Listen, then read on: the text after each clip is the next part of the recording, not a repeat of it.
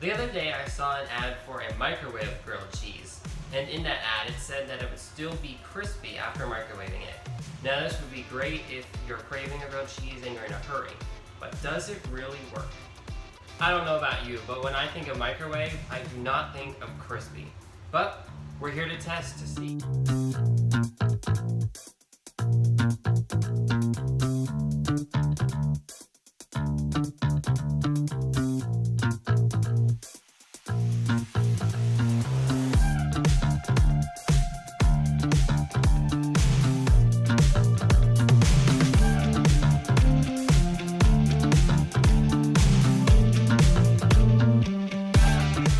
Now that I have my grilled cheese made, I'm going to heat it up in the microwave for 60 seconds, just like in the ad.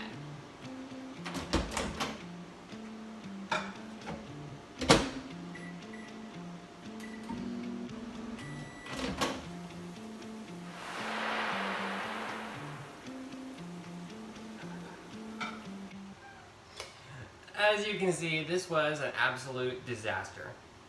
The cheese melted all over the plate, and it is not crispy at all.